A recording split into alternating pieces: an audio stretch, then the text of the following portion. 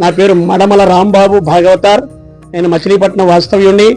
నమస్కారం అండి. నా పేరు పాండ్యం దక్షిణామూర్తి. 50 సంవత్సరాల నుండి వైలిన్ వాయిద్యంలోకి. నేను మృదంగా ఆర్టిస్ట్ని. నా ఫోన్ నెంబర్ 9346994217. రథాన్ని కూల్చాడు. ఇక ఒంటరిగా మిగిలిపోయాడు ధర్మరాజు. కంఠానికి గురి పెట్టాడు బాణం. కానీ నాయన పంచపాండవులనే పేరు నిలపరా అని కుంతీదేవి కోరితే అర్జునుడు తప్ప తక్కిన పాండవులను చంపనమ్మా అన్న మాట గుర్తుకొచ్చింది. పెద్దలు తొల్లపాటి రామకృష్ణ గారు ప్రేమతో 100 రూపాయల కానుకగా అందజేశారు. వారిని వారి కుటుంబాన్ని రామదేవుడు సదానికి. అయ్యా, యుద్ధంలో ప్రవేశించే ముందు ఒక సాయం సంధ్యా సమయంలో కుంతి రాజమాత వచ్చింది ఆయన దగ్గరకు. కృష్ణ పరమాత్మ అర్పించాడు. నాయనా కర్ణ, రాజమాతకు నమస్కారం అన్నాడు. రాజమాతనే కాదు నాయన, నీ తల్లిని కడుపారా కన్న తల్లిని రాలేదు. సూర్య అనుగ్రహం చేత నా గర్భాన పుట్టావు నాయన. అలాగే చూస్తూ ఉన్నాడు. అన్నదమ్ముల మధ్య జరుగుతున్న ఈ ఘోరాన్ని నేను చూడలేదు. ఈ యుద్ధాన్ని నివారించనైనా నీవు పాండవుల పక్షానికి రానైనా అంటే ఇందులగా పనిగట్టుక ఇంత దూరమే తెంచితి.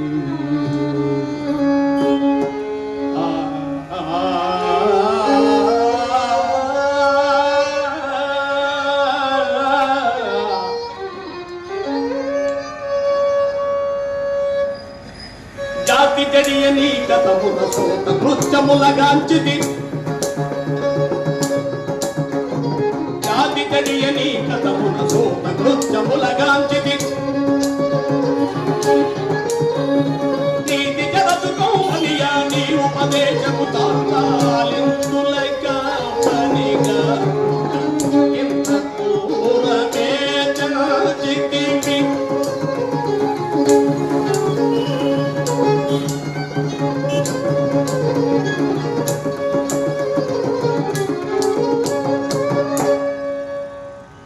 పాతకమేమో నీ చనుబాలకు నోచని నేను,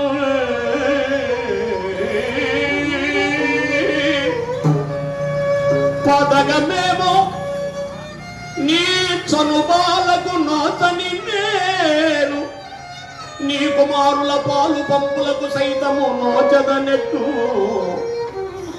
కర్ణుడే జాతికి చందబోని కుల శంకరుడయ్య నీ గతమున.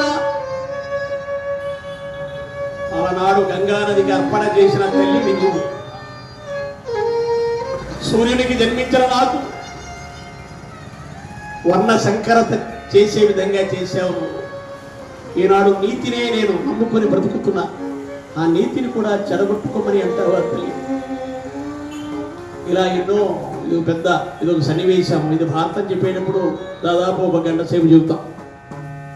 ఇప్పుడు ఇక్కడ అంతసేపు కుదరదు కనుక 2 మాటలు చెప్పి తీసేద్దాం. అలా నిష్ఠురాలు అడిగితే ఆవిడ ఏడ్చింది. సరేనాయన, దురదృష్టవంతురాలుండే అమ్మా. కర్ణుని వద్దకు వచ్చి వట్టి చేతులతో తిరిగి వెళ్ళిన వారు లేరు. నీకేం కావాలో కోరుకో అన్నారు. పంచ పాండవులనే పేరు నిలుపునైనా. పాండవులు 5 అనే మాట నిలుపుతాను. అలాగే తల్లి, నా చేత అర్జునుడు మరణిస్తే నాతో కలిపి పాండవులు 5. అప్పుడు వస్తాను వారు వైపు. నేనే మరణిస్తే నీ కుమారులు 5 లేకుండా. కనుక అర్జునుడు తప్ప తక్కిన వారు ఎవరు నా చేతికి చిక్కినా నేను చంపను అని మాట ఇచ్చాడు. అందుకే ఎత్తిన బాణాలు తిప్పాడు. ఈయన అనుకున్నాడు, కళ్ళు మూసుకొని నారాయణ నారాయణ నారాయణ నారాయణ అయిపోయినరా, ఈవేళ కర్ణుడి చేతిలోనే చచ్చిపోయినరా ఆయన అనుకుంటున్నాడు ధర్మరాజు. రే ధర్మరాజా, నీకెందుకురా యుద్ధం?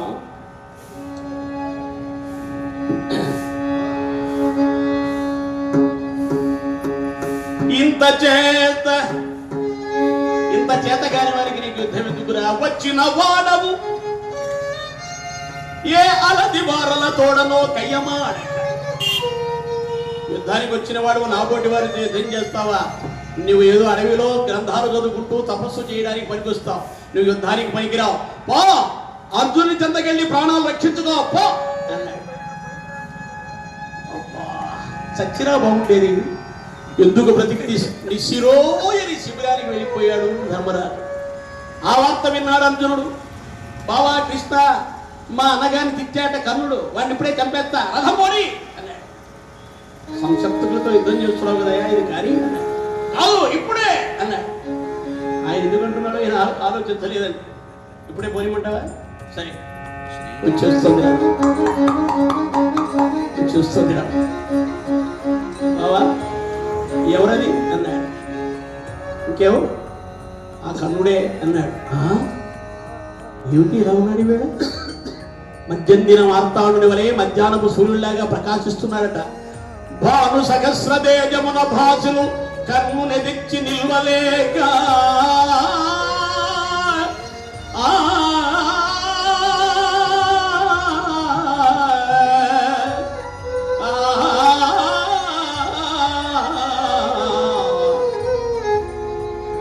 భాను సహస్రదేజమున భాసులు కర్ణుని తెచ్చి నిల్వలేక ఆ నరుడెంతో మగచి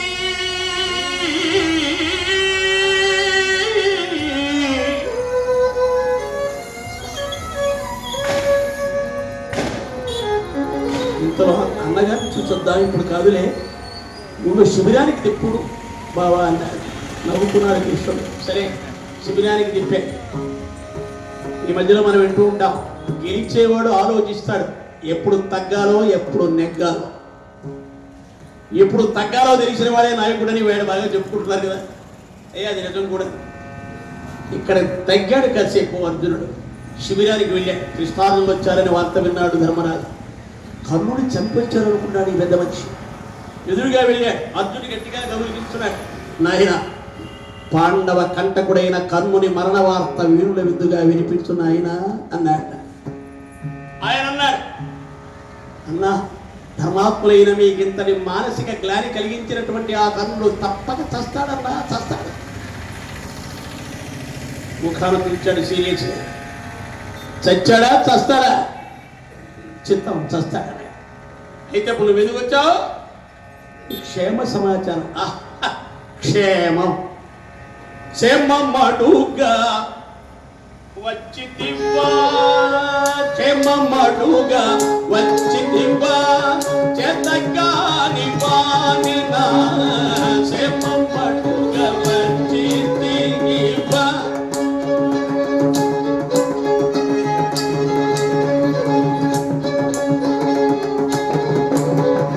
రాధేయున కోడుదు అని సుయోధనుడు మొన్నే చెప్పే, రాధేయున కోడుదు అని సుయోధనుడు మొన్నే, వీరుడ వీవని నమ్ముడ నాయది కాదే నేరము క్షేమమడుగా. క్షేమ సమాచారం కోసం వచ్చావా? లేరు వాడు నన్ను చంపనందుకు ఏడుస్తున్నాను రా. చేతికి చిక్కిన నన్ను చంపకే, అలగు దయామతి వదలినందులకే చెదా. ఈ శరీరము ఈ జీవితం కర్ణుని దాన ఫలం రా. ఇది నాకు నా ప్రాణానికి దానం చేశారు రా. ఇంకా ఈ బ్రతుకెందుకురా? అయినా నువ్వు చేతకాని వాడివని, శక్తి లేని వాడవని, నపుంసుకుడవని ఏనాడో చెప్పాడు దుర్యోధనుడు. నేనే పొరపాటు పడ్డా. ఎందుకురా నీకు ఈ ఆయుధం, ఈ యుద్ధం అని ఊగిపోతున్నాడు ధర్మరాజు కోపంతో. ఇప్పుడు ఈయన అన్నాడు, అదేం బావా, అన్నీ తెలిసిన వాడు మీరు కూడా అంటే ఎట్లా? కృష్ణ పరమాత్మ ఇదేమో సామాన్య విషయమా? కనులు చేయించడం అంటే గౌరవం అయిపోతుందా? మరి చూడాలి కదా. ఈయనేమో కూర్చున్నాడా, కష్టపడుతున్నాడు కదా. ఎందుకు ఈయనంటాడు, ఆగవయ్యా కృష్ణ, చంపగలేడి అతడు చావడు, ఇకేమిటి కోయిని సమర్థి నేదిదాగమని రేని అభిమన్య ఘటోద్గజులు తృణసన్నిభు చేసి చంపగలుచువారే కర్ణుని. చూడలేని వారు పురాణిద్దరు చచ్చిపోయారు, అభిమన్యుడు ఘటోద్గజుడు. వారే ఉంటేనా నాకు ఈ కర్మ ఉండేదే? వీడు ఆడా మగా కానీ పనికి మానేవాడు, వీడి వల్ల కాదు. ఒరే అర్జున, ఆయుధాన్ని కృష్ణ పరమాత్మకి ఇచ్చి నువ్వు రథంతోలు అన్నాడు. దానికి ఆవేశం వచ్చింది అర్జునుడికి. వెంటనే కత్తి సర్రుల దూశాడండి. అప్పటి వరకు ఎన్ని తిట్టినా క్షమించు అన్నా అన్నా అన్నా అని వినయంగా పలుకుతున్న వాడు ఆయుధాన్ని ప్రక్కన వాడికి ఇవ్వు అనగానే ఎవడు చరాచనంబరులకిమ్మను వాని శిరము తెంపగ చేసిది ప్రతినా. ఎవరైనా సరైన ఆయుధాన్ని అవమానం చేసి ప్రక్కన వాడికి నీ ఆయుధం ఇవ్వు అంటే వాడి శిరస్సు నరికేస్తానని ప్రతిన చేశాడు. ఈయన చంపగా తప్పదిప్పుడు అంటూ అన్నగారి మీదకి వెళ్ళిపోతున్నాడు. గట్టిగా పట్టుకున్నాడు. ఆగు ఆగు అన్నాడు. వదులు వదులు అంటున్నాడు. ఏ అంత ప్రతిన చేసావా? చేశాను బాబా. అయితే చంపేయాల్సింది చంపే. వదులు అంటున్నాడు. కత్తితో అక్కర్లేదు బావా, నోడుతో చంపే. నోడుతో అదేంటి చెవులో చెప్పాడు. గట్టిగా చెప్తావా తిట్టు తిట్టమన్నాడంటే వెంటనే అర్జునుడు అన్నాడు, ఒరే ధర్మజ, నీ మూలమున గదా, నీ మూలానే కదా ఇన్ని కష్టాలు వచ్చాయి, ఇన్ని నష్టాలు వచ్చాయి, ఇంతమంది చనిపోయా. ఒరే ధర్మరాజా, నీవే కారకుడు అంటూ వరుసపెట్టి తిట్టాడు. తిట్టిన తరువాత వెంటనే మరి ప్రాయశ్చిత్తం చేసుకోవాలి. పెద్దవాడిని తిట్టారు, ఎంత తప్పు చేశారని ఆయన మానసికంగా బాధపడి వెంటనే నేను ఆత్మహత్య చేసుకుంటానంటూ ఆత్మహత్య కూడా సిద్ధపడ్డాడు అర్జునుడు. ఆత్మహత్య చేసుకుంటావా? బాగుందయ్యా, నీ ఎత్తుగాతాలు అద్భుతంగా ఉన్నది, కన్నును ఎలాగో జయించలేనే అనుకొని ఆత్మహత్యకు సిద్ధపడ్డావన్నమాట అన్నాడు. ఇంకొక మాట ఆయన, నాకు భయమా బావా, సమస్త రాజులను జయించాను, రాజసూయనం చేయించాను, కాలకేయాదులను సంహరించాను, భీష్మద్రోణాదులను ఓడించాను, ఇంతమందిని ఓడించిన నాకు భయమా అన్నాడు ఈయన. కర్ణుని జయిస్తావో జయించవో అట్లా పెట్టు, నేను నీవే పోడుకున్నావు కనుక ఆత్మహత్య కూడా చేసుకున్నట్టే. కనుక నీ రెండు ప్రతిలు నెరవేరి ఇక మీ వాదోపవాదాలు మాని కర్తవ్యాన్ని ఆలోచించండి. ఏమిటి కబుర్లు? కర్తవ్య బోధ చేశాడు పరమాత్మ మనకి. ఆయన ఎక్కడుంటే అక్కడ మార్గదర్శనం చేస్తాడు. కృష్ణ పరమాత్మకున్న గొప్ప విశేషం అదే. అందుకే కృష్ణ పరమాత్మ పాదములపై ఉండాలి. వసుదేవసుతం దేవం కంసచాణూరమర్దనం దేవకీ పరమానందం కృష్ణం వందే జగద్గురుం. అతసీ పుష్ప సంకాచం హారమో పురశోభితం రత్న కంకణ కేయూరం కృష్ణం వందే జగద్గురుం. ఉత్ఫుల్ల పద్మపత్రాక్షం నీలజీమూత సన్నిభం యాదవానాం శిరోరత్నం కృష్ణం వందే జగద్గురుం. కృష్ణం వందే జగద్గురుం. ఏదిరా మురళీ రవళి, ఏదిరా మురళీ రవళి, యాదవజన నందాది పావళి, ఏదిరా మురళీ రవళి.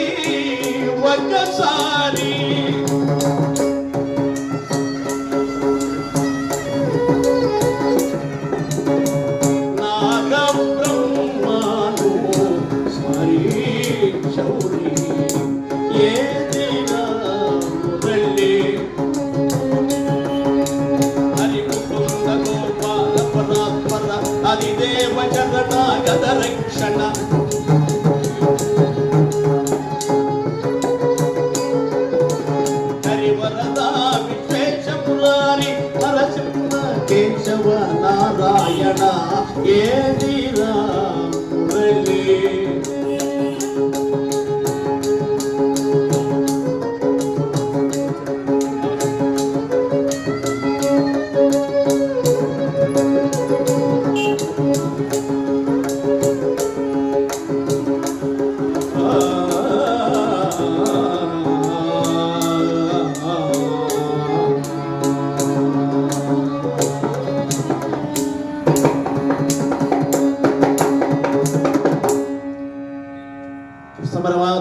ఆజ్ఞాపించారు, ఆయన ఆశీర్వదించాడు. వెంటనే అన్నదమ్ములిద్దరూ కూడా పరస్పరం క్షమాపణలు చెప్పుకున్నారు. వెంటనే కృష్ణార్జునులు ఇద్దరు కూడా యుద్ధరంగానికి వెళ్ళారు. యుద్ధరంగంలో కర్ణుడు అర్జునుడు ద్వంద్వ యుద్ధానికి సిద్ధపడ్డారు. వరాహరిగా యుద్ధం సాగుతున్నది. ఇక ఆకాశంలో దేవతలందరూ కూడా సమావేశమయ్యారు. యుద్ధం జరుగుతుంది. ఎవరు గెలుస్తారు, ఎవరు గెలుస్తారు, ఎవరు గెలుస్తారు అంటారు. అందరూ కూడా పరమశివుని ప్రార్థన చేశారట. శంభో శివ శంభో హర శంభో హర హర మహాదేవ శంభో.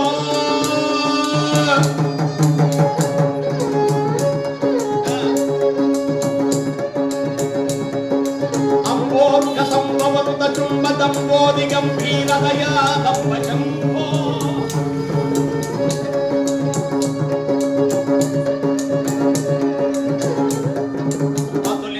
పుణ్య వరేణ్య జన జనన్య ప్రవీణ్య జన సంపన్య మగాధన్య కష్టశూన్య అనన్య సతత పావన సజ్జనావన జగజ్జీవన సాధు జీవన కృత విఖ్యాత కుండ శ్రీకంఠ త్రిపురాజుల కుంఠ కంఠ విలుంఠన శంభో.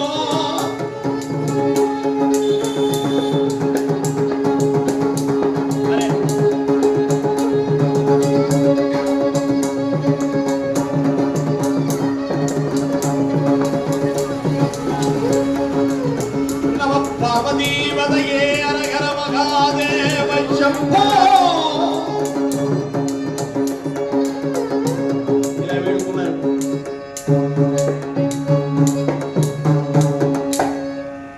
పరమేశ్వరుడు ప్రత్యక్షమయ్యే వరం కోరుకోండి అన్నాడు.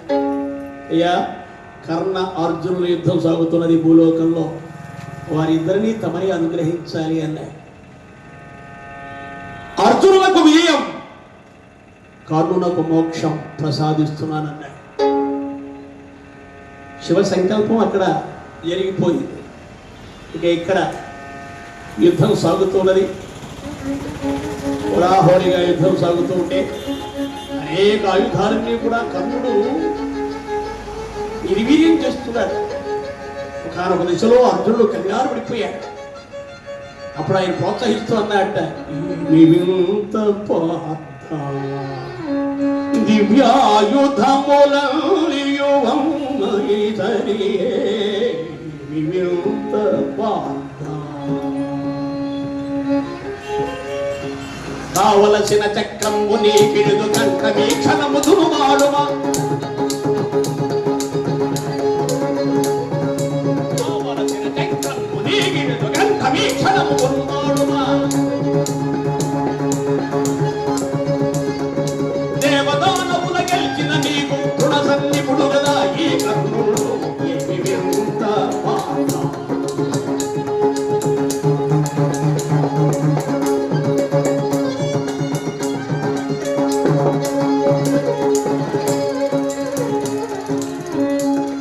కావాలంటే చక్రాన్ని ఇస్తాను, తీసుకో, ఆలోచించక వేసాయి అన్నాడు. అది ప్రోత్సహించడం. ఇంకా విజృంభించాడు అర్జునుడు. ఆ ధాటికి తట్టుకోలేక కర్ణుడు నాగాస్త్రాన్ని తీశాడు. గురి పెట్టాడు అర్జునుడి కంఠానికి. ఒక్కసారిగా సైన్యం ఆహాకారాలు చేస్తున్నది. ఇరు పక్షాలు కూడా. ఏమిటాన్ని చూశాడు శల్యుడు. నాగాస్త్రం గురి కూడా చూశాడు. ఖచ్చితంగా ఉన్నది గురి. ఆహా, గురి ఏదో పదిగా ఇప్పుడు వీళ్ళు చెరగొట్టాలనుకున్నాడు. కర్ణ, సూటికడే ఏమి సంతానము సరిగా సంధించ అన్నాడు. దీనికి మరింత కోపం వచ్చింది. అనవసర ప్రసంగము రవంతయు చేయక తేరు దోరు నీవు. అనవసర ప్రసంగము రవంత చేయక తేరు దోరు మేవు. మము బాంట్లకు పోరున వంకలు పెట్టువాడవే. విను వినుమారు బాణము వెంట గోర్పడు కర్ణుడన్నడు.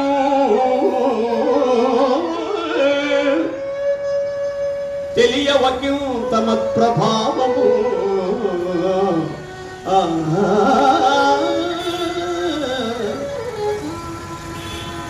శక్తి తెలుసుకోకుండా మాట్లాడుతున్నా. ఒకసారి ప్రయోగించిన బాణాన్ని మరికి ప్రయోగించని అది నా శక్తి, నీ పని నువ్వు చూసుకో దొరా అన్నాడు.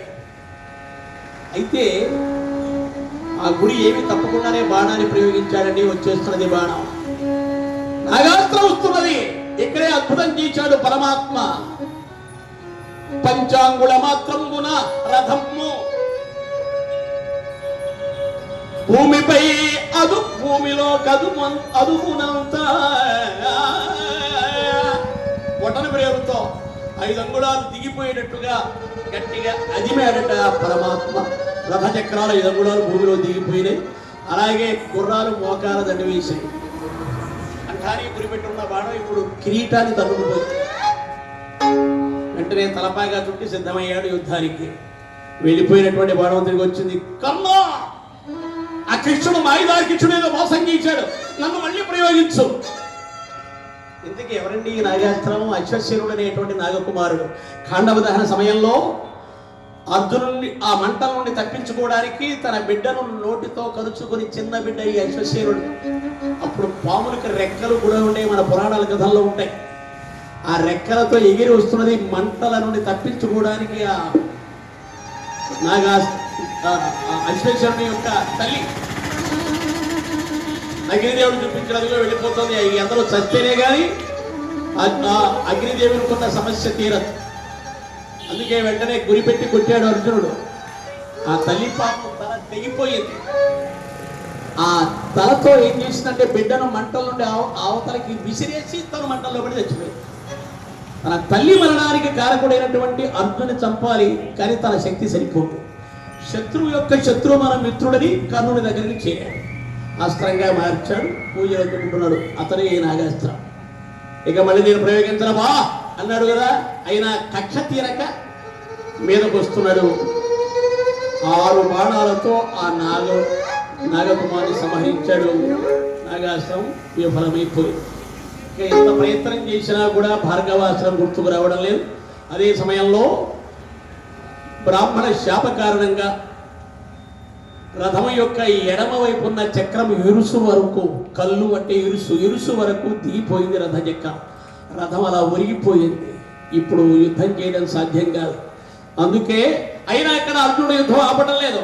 అందుకే ఆగుమా ముహూర్త కాలము అర్జునా రథము భృంగే ఆగుమా ముహూర్త కాలం.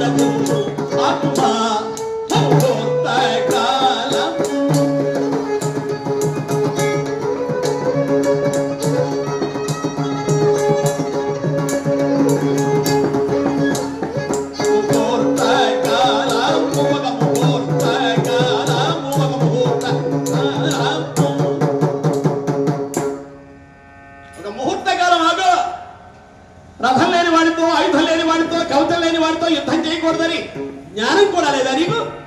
ఏం చదువుకున్నావు నీ చదువు అన్నాడు. ఆగిపోయాడు అర్జునుడు. కృష్ణుడు నవ్వే. ఎప్పటికి గురువు గారు చెప్పిన పాఠం గుర్తుకొచ్చిందే. శభాష్. చదివిన ధర్మశాస్త్రముల సారము నేటికి తెలియవచ్చనే.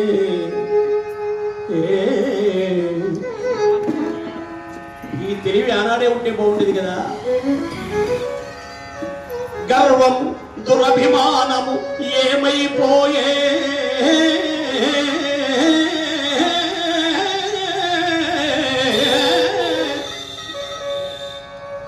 గర్వము దురభిమానము ఏమైపోయే,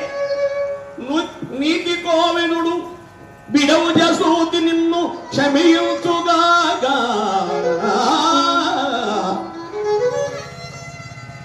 మృత్యుదేవత నీపై కరుణ చూపదు గదా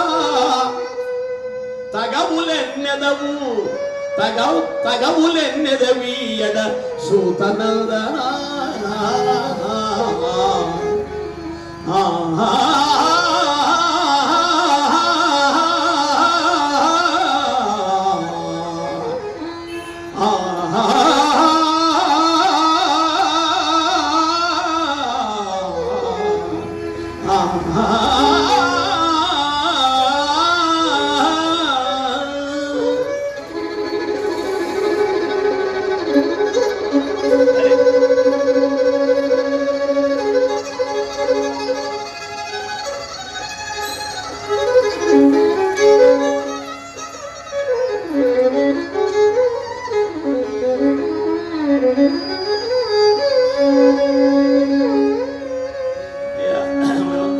చేసుకున్నాం.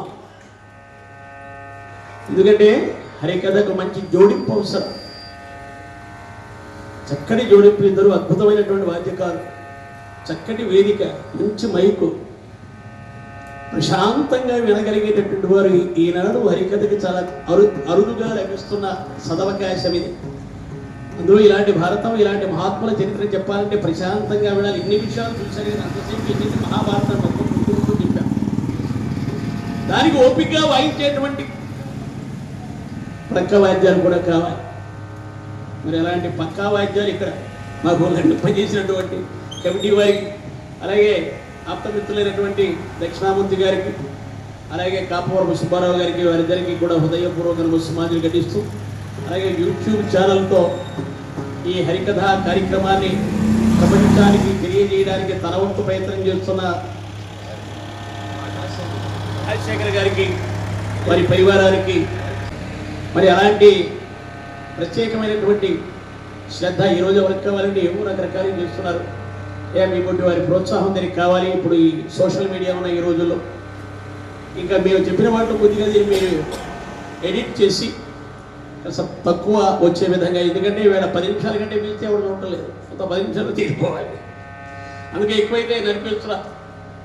అలాంటి ఈ రోజుల్లో ఈ ఆధునిక ప్రపంచానికి పరిచయం చేయడానికి ప్రయత్నం చేస్తున్నటువంటి రాజశేఖర్ గారికి ప్రత్యేకమైన ధన్యవాదాలు తెలియజేస్తున్నాను.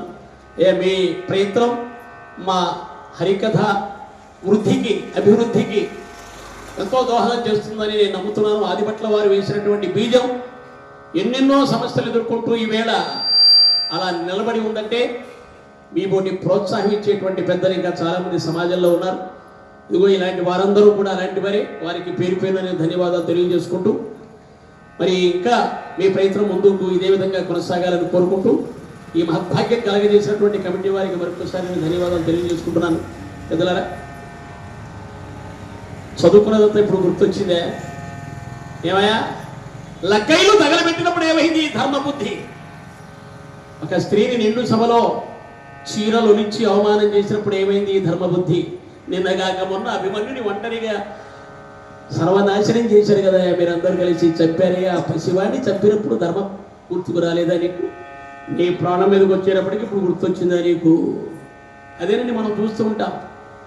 ఒకరు బాంబు పేల్చారు, కుటుంబం తగ్గిపోయింది, అయ్యో నాయనో గోల్గోలు చేస్తాం, పేపర్ అంతా పెద్ద చేస్తాయి, వాడు ఎవడో దొరుకుతాడు. ఆ తర్వాత కోర్టుకు వెళుతుంది, 6 నెలలో 3 నెలలో 3 సంవత్సరాల తర్వాత వాడికి ఉరి శిక్ష వేస్తుంది. వెంటనే మానవతావాదులు బిగుదవుతారు. అయ్యో పాపం, ఆవేశంలో బాంబు వేసి ఉండొచ్చు, వాడిని క్షమించేయొచ్చుగా. కృష్ణుడు అలా చెప్పలేదండి. వాడా తప్పు చేశాడు, తీసేయవాడిని. అవసరంగా శాంతి అనే భ్రాంతి మనకు తీసుకొచ్చారండి. ఎప్పుడు శాంతి? ఎవడు మనల్ని ఏమనుకున్నా వాడు కూడా శాంతి కొంటే మనం శాంతి. వాడు మాత్రం పట్టుతుంట, ఇది కొడితే ఇది చూపించమన్నా అంటే ఎవరు చెప్పాడు? ఇది పడిపోతే దాని పక్క చూపించమన్నాడా? అది కూడా చేతగానోడు చూపించాడు అబ్బాయి. అయ్యా, ఇలా హైందవ జాతిని ఒక నిర్వీర్య స్థితికి తీసుకొచ్చినటువంటి పరిస్థితులు. ప్రతి దేవతా చేతుల్లో కూడా అన్ని ఆయుధాలు ఎందుకున్నాయి? ఊరికే పడుకోబడి బూజు చుట్టుకోవడానికి ఆయుధాలు కాదు కదా. మరి ఎందుకున్నాయి చేతిలో? ఎక్కడైతే ఆ ధర్మం పెంచు పెరుగుతుందో, యదా యదాహి ధర్మస్య గ్లానిర్భవతి భారత అభ్యుత్థానమధర్మస్య తదాత్మానం సృజామ్యహం అన్నాడే. కనుక అలాంటి దుర్మార్గపు స్థితి వచ్చినప్పుడు నిలబడటమే మానవ యొక్క లక్ష్యమని భగవంతుడు కృష్ణ పరమాత్మకు నిర్దేశించాడు. అందుకే ఇవాళ ధర్మం చెప్తున్నావు నువ్వు, ఇప్పుడు నీకు కావాల్సి వచ్చిందా నీ ప్రాణం మీదకి వచ్చేటప్పటికి, ఇంతకాలం ఏం చేశావురా నువ్వు అన్నాడు. అప్పుడు అనుకున్నాడు కర్ణుడు, ఈ ఇనుముతో చేరిన అగ్నికి కూడా సమ్మెట పోటులు తప్పవు కదా, కానీ చెల్లిగా రథం ఎత్తడానికి సహాయం చేయరా.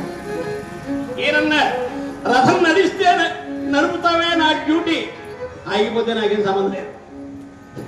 ఒకప్పుడు ఆర్టీసీ డ్రైవర్లు ఉండేవాళ్ళు, ఇప్పుడు కాదు రండి, ఇప్పుడు బాగా మారిపోయారు వాళ్ళు. బస్సు ఎక్కడన్నా ఆగిపోయింది అనుకోండి, ఏమంటే ఆగిపోయింది ఏమంటే, ఏమో నాకేం తెలుసు, వెళ్తే నడుపుతా లేకపోతే అవుతా, వాడు వస్తాడు చూస్తాడు ఆ మెకానిక్, అప్పుడు నాకేం సంబంధం లేదు అని ఆయన కాలేజీ పడుకునేవాడు. అలా చెప్పాడు శరీరుడు. వెంటనే ఈయన ఆ రథ కొమ్మును భుజానికి మోపు చేసి మోపి తన శక్తినంతా కూడా తీసుకొని ఈ కుడి భుజానికి మోపాడు, శక్తినంతా కూడా తీసుకున్నాడు. అది కష్టమైన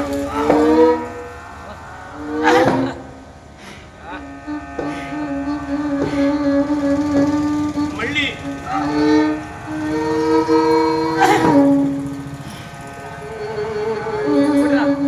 ఇలా ప్రయత్నం చేస్తే కులశైల కానన సముద్ర సహితంగా భూమండలము 6 అంగుళాలపై ఎగసే గాని రథచక్రము కదలదాయే. అది శాప ప్రభావం. సమస్త భూమండలం 6 అంగుళాలు కదిలిందట, ఇది కదలలేదు. అప్పుడు అనుకున్నాడు, కాలమాసన్నమైనట్లు తోచు నాకింక దైవమా, చిరతనంబున లక్ష్య వేదనపు విద్యనం వ్యసించుచు జన్నపుటావును చంపిన సాధు హింసాఫలం వనపార్యంబగుచు గుత్తుకపై కత్తి అయి నటించే పుండు వ్రేలు పెట్టి కలిగించు పోల్కి అయ్యే శల్య సారథ్యము. ఆ దేవేంద్రుడు కవచ కుండలంబులంగొనే గురుడు భార్గవాస్త్రంబు స్ఫురింపకనున్నట్లు శపించే మడయుచున్నాడు కర్ణుడు.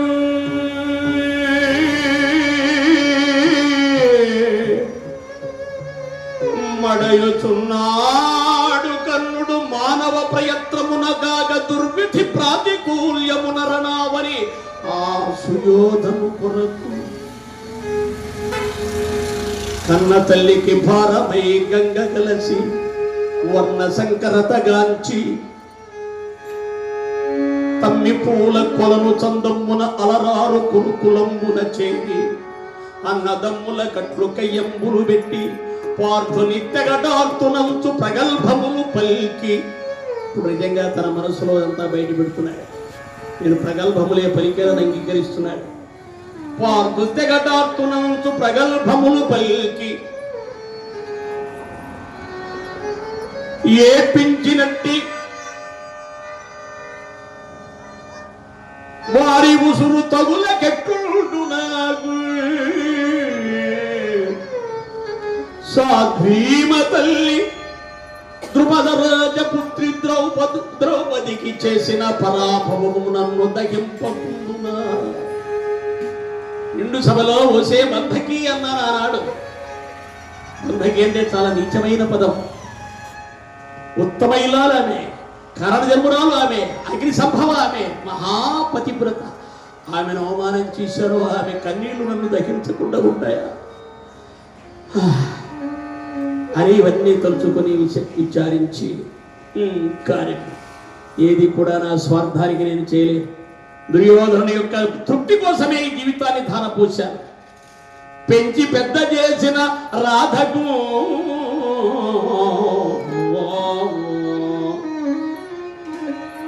అంగరాజ్యమిచ్చి రాజును చేసిన దుర్యోధనునకు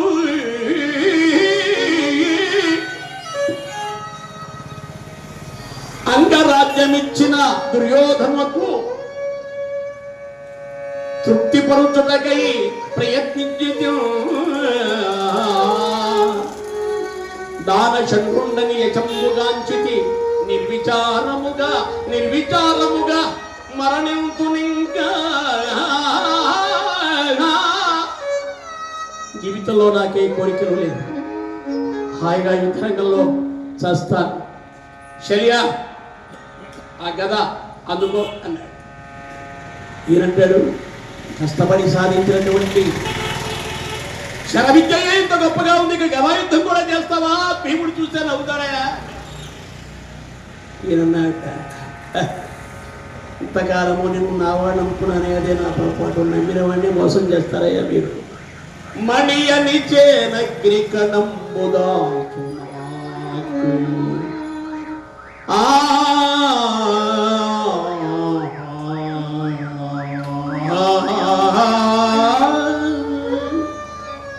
మణి అని చేనగ్రికణంబుదాచునాకు తగిన శాస్తి చేయుచున్నాడవీరు. వికటముగా నవ్వుచు వ్యాధి పీడితునకు పెదవి పిలిచిన వైద్యుని విధముదో